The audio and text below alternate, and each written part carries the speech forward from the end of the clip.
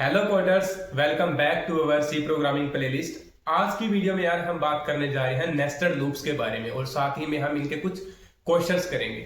तो nested loop होता क्या? जैसे पिछली वीडियो में हमने डिस्कस किया था लूप्स के बारे में, हमने सिंगल लूप चलाया था, फॉर लूप हमने सिंगल चला दिया था। अब नेस्टेड लूप में क्या होता है कि एक लूप के अंदर दूसरे लूप को हम यूज करते हैं, तो वो होता है हमारा नेस्टेड लूप। ऐसे नेस्टेड कंडीशंस भी होती है कि एक कंडीशन के अंदर हम दूसरी कंडीशंस को किसी को यूज करें तो वो नेस्टेड कंडीशंस हो जाती है। वैसे ही हमारा ये लूप होता है। तो सबसे पहले हम नेस्टेड लूप को समझने के लिए, ये काइंड ऑफ एक मैट्रिक्स होता है। जब हम एक नेस्टेड लूप का यूज करते हैं तो वो एक मैट्रिक्स की तरह काम करता है 2 डायमेंशनल में, है ना।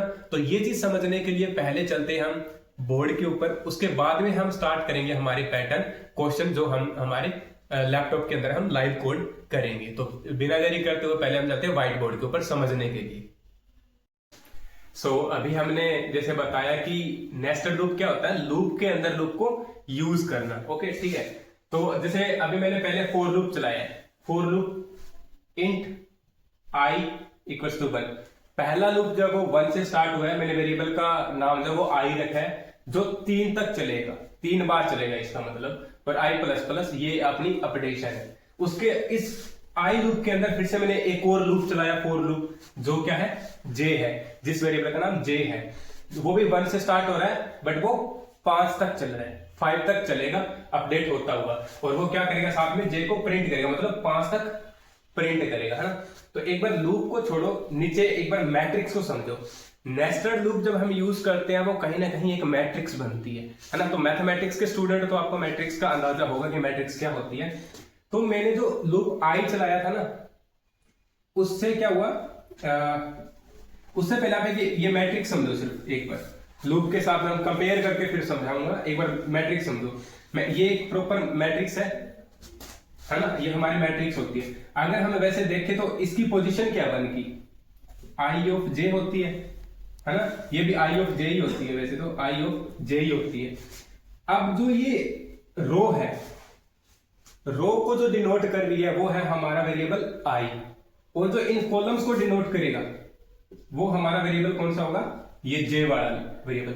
इसका मतलब ये 3 आई मैंने लिखा है, मतलब ये जो पहला लूप चलेगा ना 3 बार, वो ये रो को डिनोट करेगा। और हमारा जो फॉर लूप अंदर वाला जब चलेगा जे, वो हमारे कॉलम्स को डिनोट करेगा सिंपली।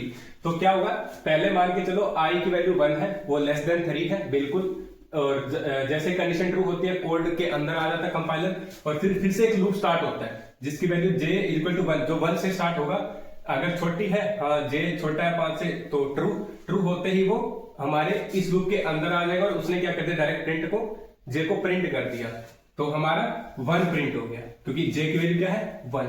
वैसे ही नेक्स्ट फिर से लूप चलेगा, ये अपडेट होगी j प्लस प्लस। अब j की वैल्यू क्या हो गई है, 2 लेस देन 5, कंडीशन ट्रू, फिर से प्रिंट, 2 प्रिंट हो गया। अब j फिर से प्लस प्लस होगा, j की वैल्यू 3 होगी, ट्रू होगी, फिर हमारा 3 प्रिंट होगा क्योंकि j की वैल्यू 3 है। फिर से अपडेट होगी, j की वैल्यू 4 होगी, फिर से प्रिंट होगा, 4 प्रिंट हुआ हमारा, और फिर j प्लस प्लस होगा तो 5 होगा। क्या 5 लेस देन इक्वल टू 5 है? हाँ, ट्रू है, ट्रू है, तो फिर से प्रिंट होगा 5। j को हम प्रिंट करें, j की वैल्यू 5 है, तो जैसे j की वैल्यू प्रिंट हो गई, हमारी लूप खत्म हुआ, फिर से ये अपडेट होगा, j की वैल्यू क्या हो गई, 6। अब ये कंडीशन चेक करेगा, क्या j less than equal to 5 है? नहीं, कंडीशन फॉल्स होगी। कंडीशन फॉल्स होते ही ये लूप ब्रेक हो जाएगा, बाहर आ जाएगा, फिर ये लूप अपडेट होगा, अपने बाहर वाला लूप। अब पहले i की वैल्यू क्या थी, 1 थी, अब 2 होगी अपडेट होकर, ठीक है। वैसे ही ये एग्जैक्टली 2 होगी, 2 लेस देन 3 है, बिल्कुल कंडीशन ट्रू हो। कंडीशन ट्रू होते ही फिर से जे लूप के ऊपर आ जाएगा हमारा कोड, फिर से जे लूप चलेगा हमारा 5 बार, एज इट इज जैसे ऊपर वाले टाइम चले। जैसे जे लूप खत्म होगा, ये वाला कोड खत्म होगा इतना, फिर से आई प्लस प्लस होगा, आई की वैल्यू क्या हो जाएगी, 3। फिर 3 is less than equal to 3, हाँ 3 इक्वल है 3 के, तो कंडीशन ट्रू है। फिर से अपना फॉर लूप, जो जे वाला फॉर लूप है, फिर से चलेगा कितनी बार, 5 बार चलेगा, 1 से लेके फिर से 5 बार चलेगा। फिर खत्म होगा हमारा फॉर लूप, फिर हमारा आई प्लस प्लस होगा, आई की वैल्यू क्या हो गई, 4। क्या 4 लेस देन इक्वल टू 3 है? अब कंडीशन फॉल्स हो गया, तो हमारा ये वाला लूप भी ब्रेक होके यहाँ पे बाहर आ जाएगा, तो आगे हमारा जाएगा नहीं। तो हमारा आई कितनी बार चला, 3 बार, जो इस रो को डिनोट कर रहा है। और हमारा हर रो के ऊपर जे कितनी बार चलता है, 5 बार। इसका मतलब जब बाहर वाला लूप, पेरेंट लूप एक बार चलेगा, तब हमारा जो चाइल्ड लूप है उसके अंदर वाला लूप है, जो नेस्टेड लूप है, वो कितनी बार चलेगा, 5 बार। आई एक बार चला, जे 5 बार चला, फिर आई एक बार चला, जे 5 बार चला, फिर आई एक बार चला, जे 5 बार चला। तो ऐसे एज अ मैट्रिक्स चलता है हमारा जो नेस्टेड लूप होता है। ये हमारा एक बार अपना कॉन्सेप्ट क्लियर हुआ नेस्टेड लूप का। अब हम बढ़ते हैं क्वेश्चंस की तरफ। तो अभी हम बढ़ते हैं हमारे क्वेश्चंस की तरफ। तो पहला क्वेश्चन हमें है ये, हमें स्क्वायर पैटर्न को प्रिंट करवाना है स्टार के साथ में। तो अभी जैसे अगर हम ध्यान से देखें तो ये 3x3 की मैट्रिक्स बन रही, 3x3 की है।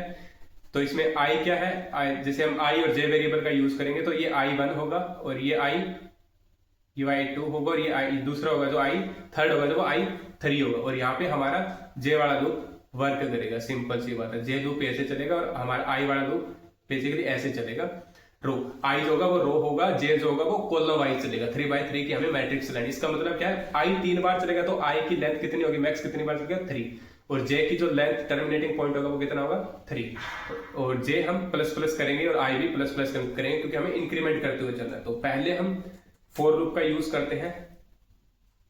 वेरिएबल का नाम आप कुछ भी रख सकते हो, बट i हम रख रहे हैं अभी के लिए। i 1 से स्टार्ट हुआ है, i कितनी बार, कितनी रो है उसके अंदर, 3 रो है, तो i less than equals to 3 तक चलेगा। और i हर बार क्या होगा, प्लस प्लस होगा, इंक्रीमेंट होगा।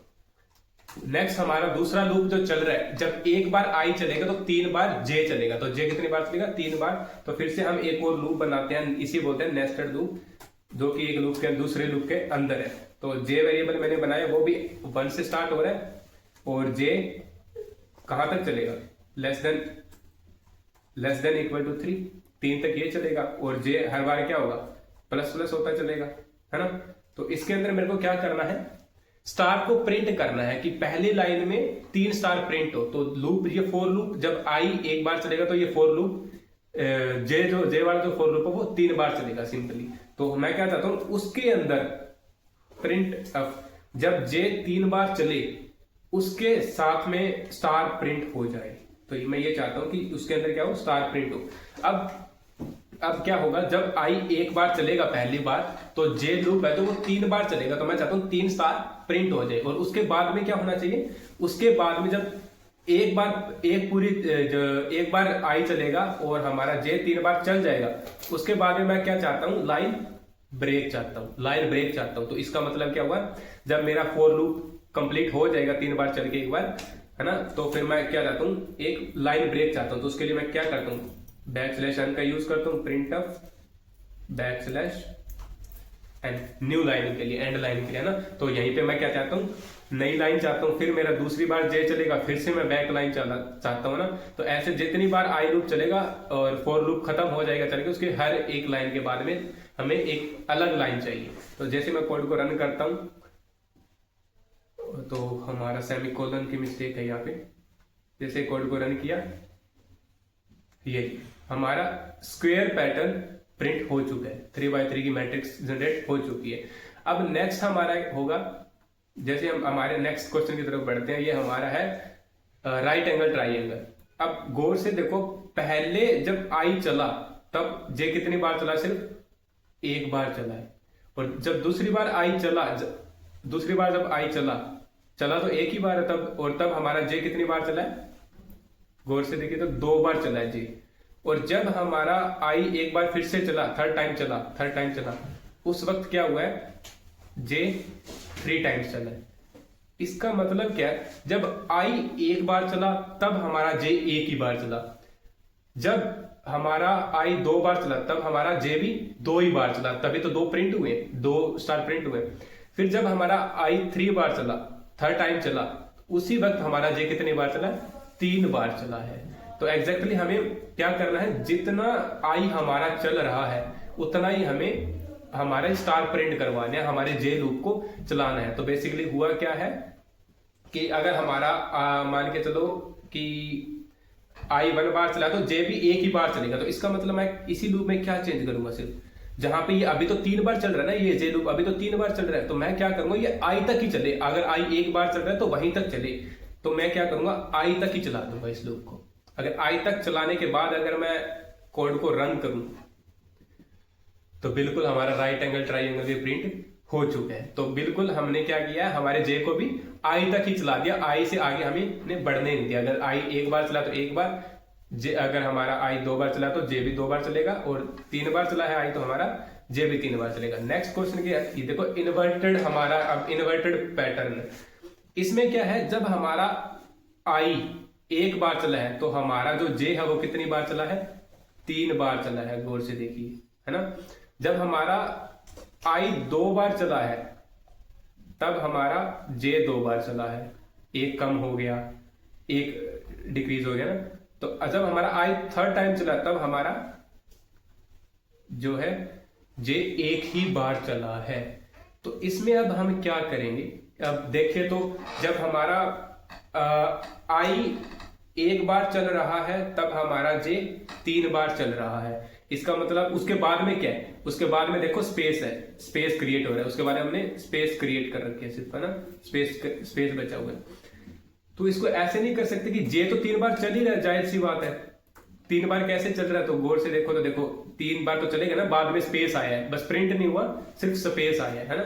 तो जे 3 बार तो चला है, तो ये प्रिंट कितनी बार हुआ है, जब मान के चलो जब आई मेरा 1 था, अगर मैं आई से स्टार्ट करूं जे 3 तक जाएगा, आई से स्टार्ट करूं जे 3 तक जाएगा। जब आई 1 है 1 से जे 3 तक जाएगा, अब आई 1 है तो जे भी 1 है, 3 तक चलेगा।